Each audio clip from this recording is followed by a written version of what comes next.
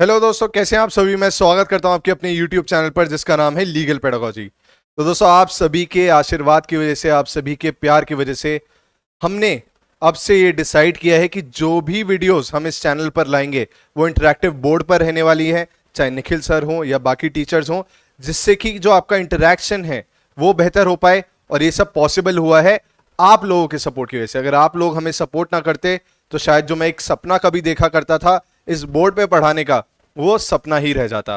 तो इस सपोर्ट के लिए आप सभी का तहे दिल से बहुत बहुत धन्यवाद हमारे पूरे लीगल पेडागोजी के परिवार की तरफ से।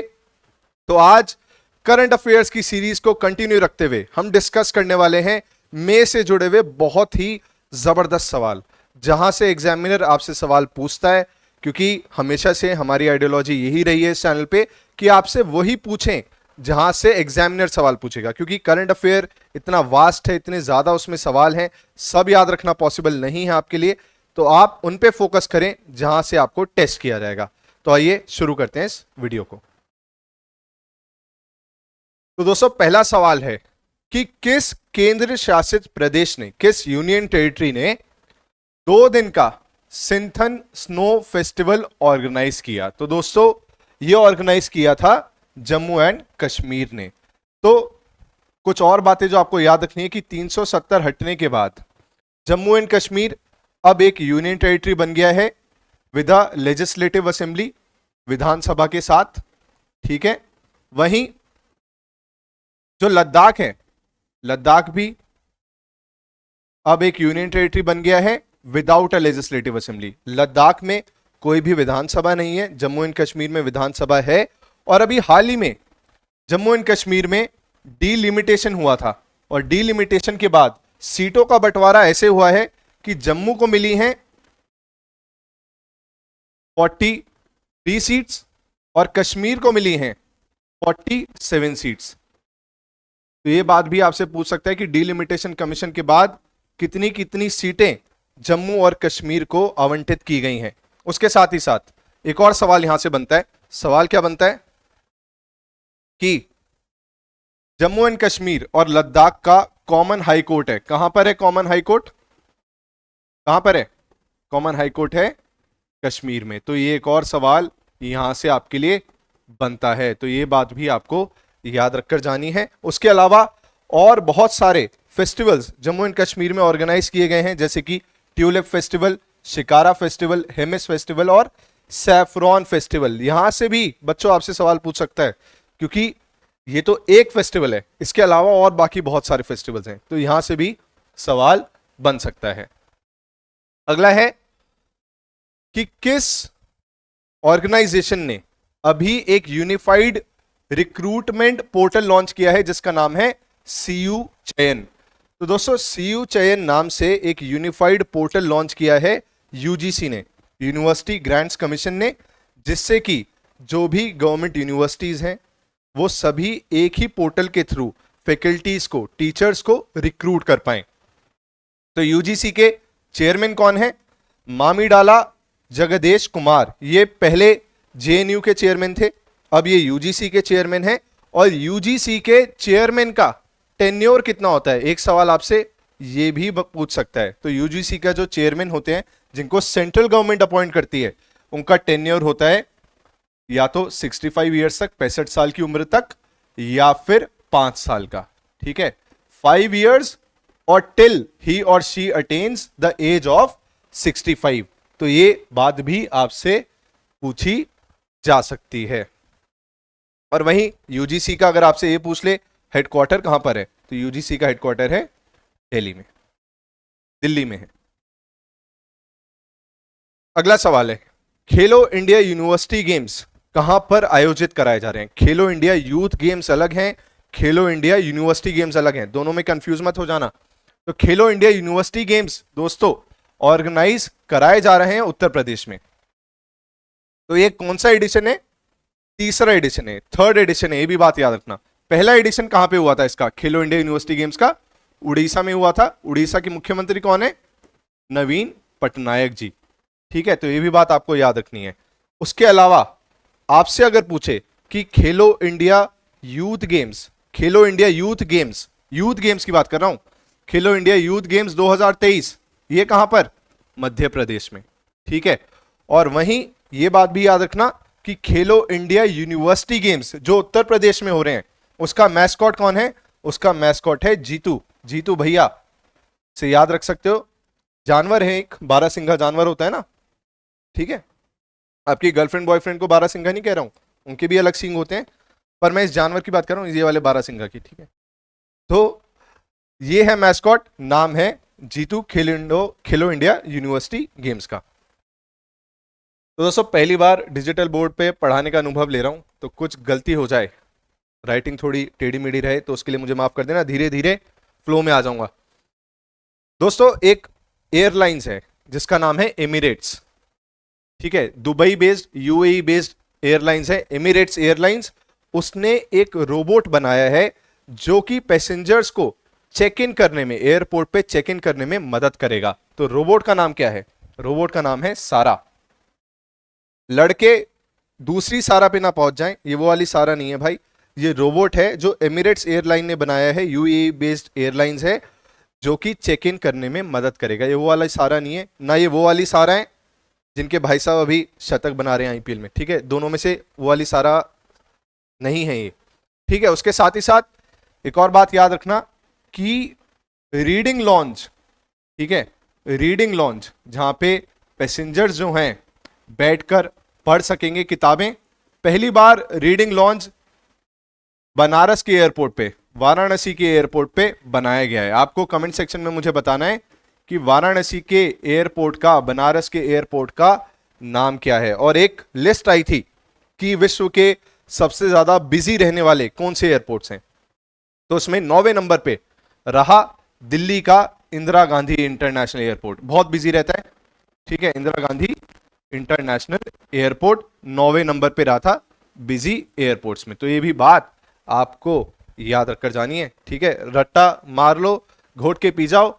और ये बात मैं जानता हूं अच्छे से कि करंट अफेयर एक बारी में पढ़ने पे किसी को नहीं याद होते हैं, ठीक है। तो अगर आपको लग रहा है कि आप भूलते जा रहे हो चीजें आगे पढ़ते हुए, तो चिंता मत करो, सब भूल रहे हैं, आपके साथी भी भूल रहे हैं, मैं भी भूलता हूं, सब भूलते हैं, ठीक है। पर जितना रिवाइज करोगे उतना चीजें दिमाग में बैठ जाएंगी। दिन रात एक लिस्ट बना लो, चिपका दो पेपर कि यार कल ये वाले टॉपिक्स रिवाइज करूंगा, परसों ये वाले रिवाइज करूंगा, और उस हिसाब से अपनी प्रिपरेशन को आगे लेके चलो। अगला है, who has been appointed as the chairman of Life Insurance Corporation. दोस्तों एलआईसी के चेयरमैन हैं सिद्धार्थ मोहंती, ठीक है। ये बात आपको याद रखनी है, लाइफ इंश्योरेंस कॉर्पोरेशन के चेयरमैन हैं Siddharth Mohanty. Life Insurance corporation ने अभी हाल ही में 3.5% का स्टेक बेचने की बात की है, शायद बेच भी दिया है 2100 करोड़ रुपए के लिए। तो ये भी बात आपको याद रखनी है कि एलआईसी का कितना प्रतिशत स्टेक बेचा गया, तो 3.5%। अगला है, किसको एटॉमिक एनर्जी कमीशन का चेयरमैन बनाया गया है? तो दोस्तों एटॉमिक एनर्जी कमीशन के चेयरमैन बनाए गए हैं अजीत कुमार मोहंती, ठीक है। उनका नाम था सिद्धार्था मोहंती जो एलआईसी के चेयरमैन बने, इनका नाम है अजीत कुमार मोहंती जो कि एटॉमिक एनर्जी कमीशन के चेयरमैन बने। तो दोनों में कंफ्यूज नहीं होना है। अगला सवाल जो यहां से बनता है, क्या बनता है स्टैटिक जीके का, कि फर्स्ट न्यूक्लियर रिएक्टर, पहला न्यूक्लियर रिएक्टर जो हमारे देश का था उसका नाम क्या था? तो हमारे देश के पहले न्यूक्लियर रिएक्टर का नाम था अप्सरा।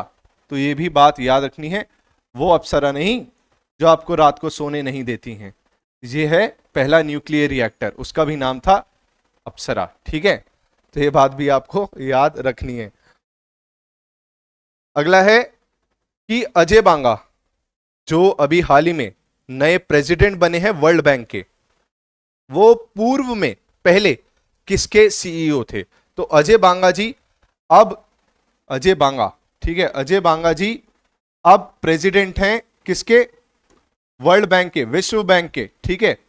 ये बात आपको याद रखनी है। विश्व बैंक का हेडक्वार्टर कहां पर है? विश्व बैंक का हेडक्वार्टर है, वर्ल्ड बैंक का हेडक्वार्टर है वॉशिंगटन डीसी में, ये बात भी याद रखनी है।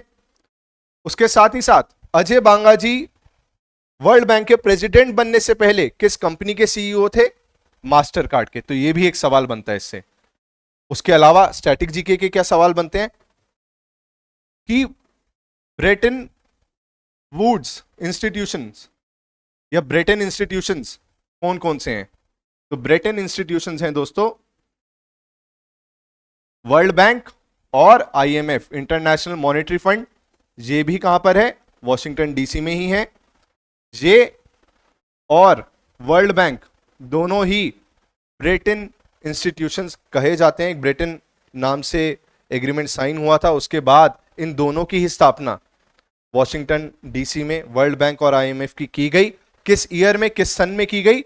1944 में ही वर्ल्ड बैंक बना और 1944 में ही साथ में आईएमएफ बना।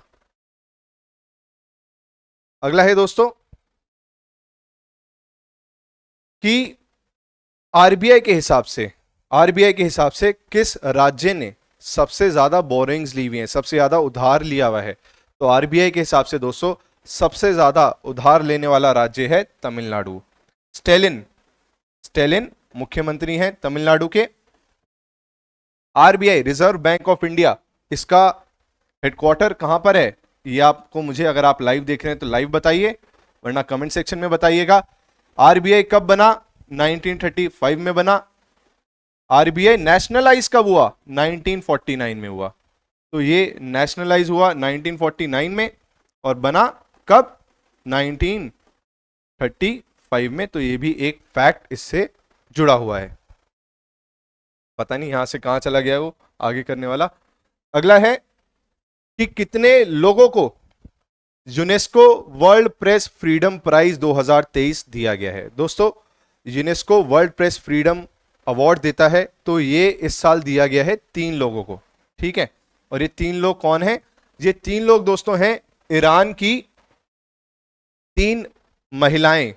ये 3 महिलाएं जो आपको स्क्रीन पे दिख रही हैं, ये 3 महिलाएं हैं जिनको UNESCO World Press Freedom award दिया गया है। क्या क्या नाम है इनका? निलोफर हमीदी, अलाहे मोहम्मदी एंड नरगिस मोहम्मदी। तो ये 3 लोग हैं, अभी तो खैर जेल में बंद हैं। इन तीनों को ये अवार्ड दिया गया है। उसके अलावा क्या बातें आपको याद रखनी है? उसके अलावा हमें याद रखना है कि वर्ल्ड प्रेस फ्रीडम डे 3 मई को आता है। वर्ल्ड प्रेस फ्रीडम डे 3 मई को आता है। उसके साथ ही साथ world Press freedom index 2023 release किया गया था। कौन रिलीज करता है world Press freedom index? Reporters without borders नाम से एजेंसी है, वो इसको रिलीज करती है। उसमें इंडिया की रैंकिंग क्या रही?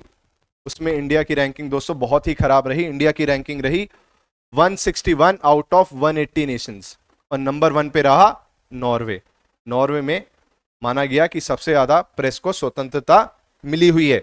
वहीं अगर हम बात करें कि भारत का जो संविधान है उसके किस अनुच्छेद में प्रेस की स्वतंत्रता के बारे में कहा गया है, तो वो अनुच्छेद है 19 sub clause 1 sub clause A. तो ये भी बात आपको याद रखकर जानी है।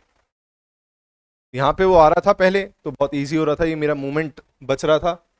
अगला है who became 17th world chess champion? 17वां विश्व शतरंज चैंपियन कौन बना? तो दोस्तों 17वां विश्व चैंपियन बने हैं जिंग लिरेन। कहां से आते हैं? चाइना से आते हैं, चीन से आते हैं। वहीं आपसे पूछ ले कि चेस जो है, शतरंज जो है, वो किस देश का नेशनल स्पोर्ट है, राष्ट्रीय खेल है? तो दोस्तों रशिया का, ठीक है, रशिया का है। तो ये बात भी, रूस का राष्ट्रीय खेल है, ये बात भी आपको याद रखकर जानी है। अगला है who has become the first Indian to complete the prestigious Golden Globe Race? दोस्तों गोल्डन ग्लोब रेस नाम से एक रेस होती है, ठीक है, उसमें नाव चलाते हैं, हम तो नाव ही बोलेंगे उसे, क्योंकि बनारस जाने वाला आदमी उसको नाव ही बोलेगा। मुझे पता नहीं हो, कुछ अलग रहता होगा हिसाब किताब उसका। तो पहली बार भारत की तरफ से एक इंसान है जिन्होंने ये रेस कंप्लीट की, और खाली कंप्लीट नहीं की, उसी रेस में दूसरे नंबर पे भी आए। क्या नाम है उनका? उनका नाम है दोस्तों अभिलाष टॉमी जी। ठीक है, इन्होंने ये रेस सक्सेसफुली कंप्लीट की। अगला है who is the author of smoke and Ashes. इस किताब के ऑथर कौन है? तो दोस्तों इस किताब के ऑथर हैं अमिताभ घोष। तो ये बात आपको याद रखनी है। ये अभी रिलीज होगी जुलाई के महीने में, इसका अनाउंसमेंट मई के महीने में हुआ है, तो आपसे पूछ सकता है। अरविंद अडिगा कौन है? अरविंद अडिगा बहुत फेमस राइटर हैं, इन्हें मैन बुकर प्राइज भी मिल चुका है। किस किताब के लिए? White tiger. और चेतन भगत जी को ऐसा कोई प्रेमी प्रेमिका वाला जोड़ा नहीं है जो चेतन भगत जी का नाम ना जानता हूं, मुझे कहने की जरूरत नहीं है। हाफ गर्लफ्रेंड और फलाना गर्लफ्रेंड और ये ढिमका गर्लफ्रेंड, ये सब काफी फेमस किताबें हैं इनकी।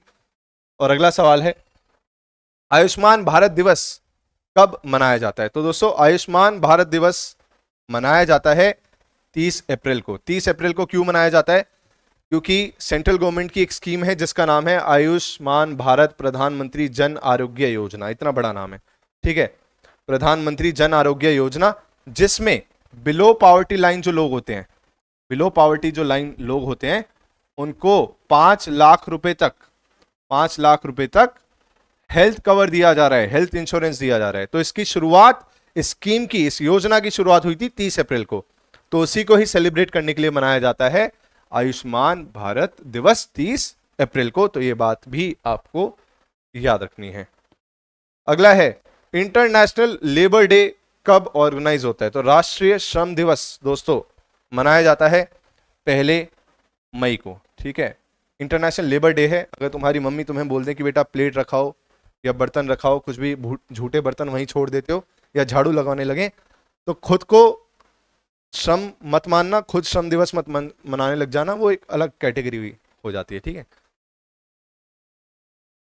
अगला है which state has been rank the most innovative state? तो दोस्तों कर्नाटका को सबसे ज्यादा इनोवेटिव, सबसे ज्यादा पॉजिटिव चेंजेस लाने वाला राज्य माना गया है कर्नाटका को। कर्नाटका में ही है बेंगलुरु। ठीक है, कर्नाटका में ही क्या है? बेंगलुरु। उसको क्या कहा जाता है? Garden city of India. क्या कहा जाता है?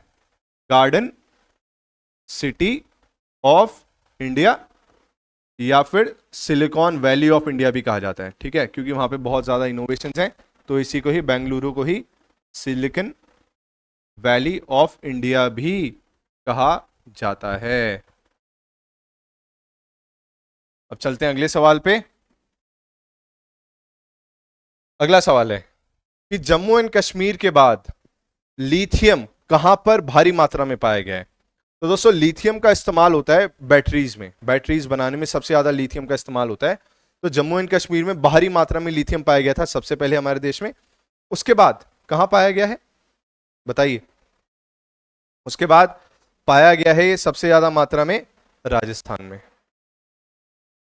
तो ये भी बात आपको याद रखी जानी है। वहीं आपसे पूछे कि लिथियम का एटॉमिक नंबर क्या है, तो लिथियम का एटॉमिक नंबर है, परमाणु संख्या है, एटॉमिक नंबर है 3। तो ये बात साइंस का सवाल बन सकता है, केमिस्ट्री का सवाल यहां से ये बनाया जा सकता है। अगला है दोस्तों कि ऐसा पहला कौन सा राज्य बना है जिसने बच्चों के लिए डिजिटल हेल्थ कार्ड्स लॉन्च किए हैं? तो दोस्तों बच्चों के लिए डिजिटल हेल्थ कार्ड्स लॉन्च करने वाला पहला प्रदेश बना है उत्तर प्रदेश, जिसके मुख्यमंत्री हैं योगी आदित्यनाथ जी। ठीक है, ऐसा करने वाला पहला ये राज्य बना है। वहीं एक और सवाल बनता है कि राइट टू हेल्थ ये लाने वाला पहला प्रदेश कौन सा बना है? तो राइट टू हेल्थ लाने वाला पहला प्रदेश बना है राजस्थान।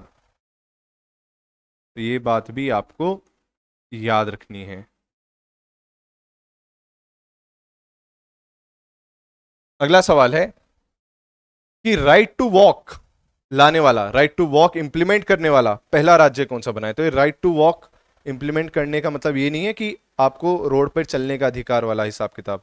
इसका मतलब ये है कि अगर पंजाब में कोई भी सड़क बनेगी, चाहे वो NHAI बनाए, नेशनल हाईवे अथॉरिटी बनाए, या सरकार बनाए राज्य की, तो जब भी कोई सड़क बनेगी तो उसके बराबर में साइकिलिंग ट्रैक, लोग जहां पे साइकिल चला पाए वो भी बनेगा और लोगों के चलने का भी ट्रैक बनेगा। तो अगर ये रोड है तो इसके बराबर में साइकिलिंग ट्रैक और लोगों के चलने का ट्रैक बनाना भी अनिवार्य है। ये कौन लॉन्च किया है, कहां पे लाया गया है, ये पंजाब में।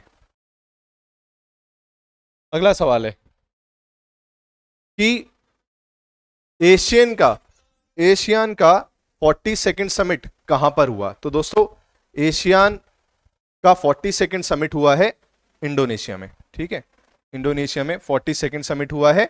एशियन की फुल फॉर्म आपसे पूछ सकता है कई बार, एशियन की फुल फॉर्म है association of south east Asian Nations. इसमें 10 सदस्य हैं जिनके नाम आपको स्क्रीन पे दिख रहे हैं, Cambodia, Malaysia, Vietnam, Thailand, Myanmar, Philippines. 42nd summit इसका हुआ है इंडोनेशिया में।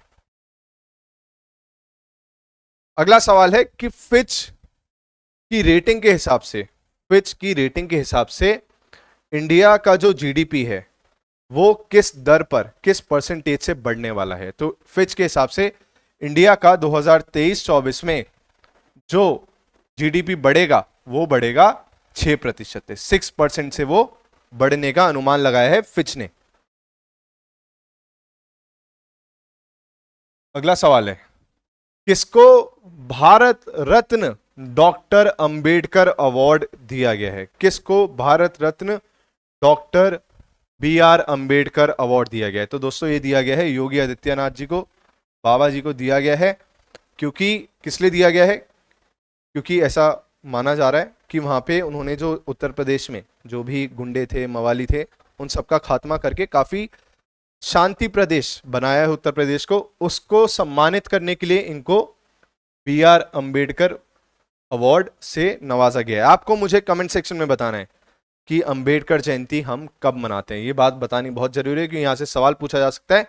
उसके अलावा अगर हम आपसे पूछे कि हाईएस्ट सिविलियन ऑनर कौन सा है, हाईएस्ट सिविलियन ऑनर कौन सा है, तो हाईएस्ट सिविलियन ऑनर है दोस्तों भारत रत्न।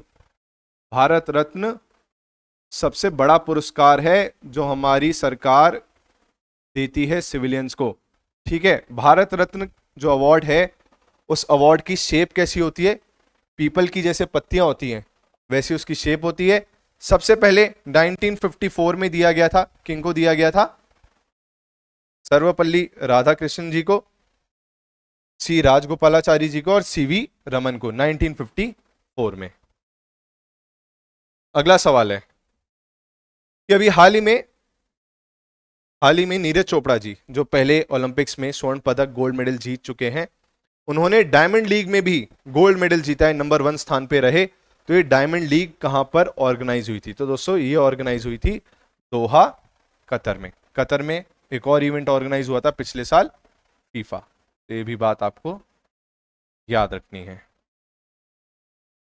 लड़के ने एकदम झंडे गाड़ दिए, एकदम मतलब धुआं उठा दिया है। अगला सवाल है who has been named the sportsman of the year 2023 as per Laureus world sports awards. तो दोस्तों 2023 के स्पोर्ट्समैन ऑफ द ईयर रहे लियोनेल मेसी। कौन है ये, फुटबॉलर हैं, अर्जेंटीना से खेलते हैं और अर्जेंटीना ने ही अभी फीफा वर्ल्ड कप भी जीता था। वो कहां पर हुआ था, फीफा वर्ल्ड कप हुआ था कतर में। इंडिया की तरफ से मेन स्पॉन्सर एक तरीके से फीफा का कौन रहा था भैया, बायजूस रहा था, ठीक है, बायजूस रहा था। ये बात भी आपको याद रखकर जानी है। अगला सवाल है कि इस किताब के लेखक ऑथर कौन है। किताब का नाम है made in India 75 years of business and enterprises. तो इसके लेखक हैं दोस्तों अमिताभ कांत। अमिताभ कांत कौन है, अमिताभ कांत पूर्व CEO हैं नीति आयोग के, पूर्व फॉर्मर CEO हैं किसके, नीति आयोग के, नीति आयोग के फॉर्मर CEO हैं। नीति आयोग के चेयरमैन कौन होते हैं, आप अच्छे से जानते हैं, नीति आयोग के चेयरमैन हमेशा होते हैं प्रधानमंत्री जी। तो अब मुझे ये बताइए कि अभी करंट में फिलहाल में CEO कौन है नीति आयोग के, ठीक है। आखिरी सवाल है दोस्तों इस वीडियो का, सेकंड पार्ट भी आएगा इसका, उसमें हम बाकी सवाल कवर करेंगे कि नेशनल टेक्नोलॉजी डे कब मनाया जाता है। तो नेशनल टेक्नोलॉजी डे हर साल मनाया जाता है 11 मई को। क्यों मनाया जाता है, क्योंकि इसी दिन पोखरान राजस्थान में सफलतापूर्वक न्यूक्लियर टेस्ट कंडक्ट किया गया था। इसी दिन सक्सेसफुली न्यूक्लियर टेस्ट इंडिया की तरफ से कंडक्ट किया गया था पोखरान राजस्थान में। उसी को ही सेलिब्रेट किया जाता है नेशनल टेक्नोलॉजी डे के तौर पे। तो दोस्तों काफी मेहनत लगती है। आपको ऐसा लगता होगा कि ये 25 सवाल हम बस ऐसे ही उठा के ले आते हैं, ऐसा नहीं होता है। उससे जुड़ी हुई बहुत सारी रिसर्च करनी होती है और खाली उन क्वेश्चंस को छांटना होता है जो क्वालिटी क्वेश्चंस हैं। तो बहुत मेहनत लगती है। रिक्वेस्ट है आपसे कि आप इस चैनल को ज्यादा से ज्यादा लोगों तक पहुंचाएं, इस पे प्यार बरसाएं, और वीडियो पसंद आई हो तो वीडियो को लाइक जरूर करें। हर हर महादेव, ख्याल रखें, टेक केयर, बाय बाय।